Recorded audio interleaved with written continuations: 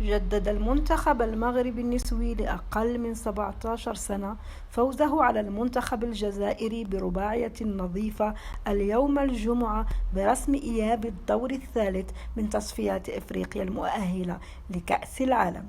وتفوقت لبؤات الأطلس في الشوط الأول من اللقاء بهدف دون رد كان من توقيع اللاعبة شيماء بوغازي في الدقيقة 6، وكانت حصيلة الشوط الأول لتكون أكبر بكثير لولا تضييع العديد من الفرص السانحة. في الشوط الثاني نجحت العناصر الوطنية في إضافة هدف ثاني عن طريق اللاعبة لينا مختار الجامعي، وذلك في حدود الدقيقة 60، فيما أضافت مسجلة الهدف الأول ثاني هدف لها في اللقاء في الشباك الجزائرية والثالث للمنتخب المغربي، قبل أن تختتم العناصر الوطنية الحصة بتسجيل الهدف الرابع ليتأهل المنتخب النسوي إلى الدور المقبل. يشار إلى أن نهائيات كأس العالم للسيدات أو الفتيات أقل من 17 سنة ستحتضنها جمهورية الدومينيكان خلال الفترة الممتدة ما بين 16 أكتوبر و3 نوفمبر 2020.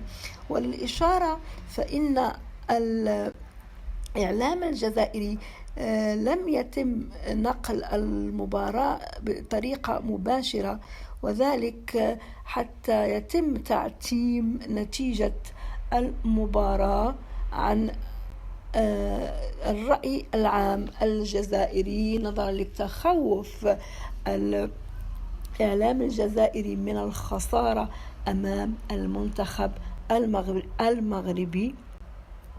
إذن هنيئا للبؤات الأطلس بهذا الفوز العريض.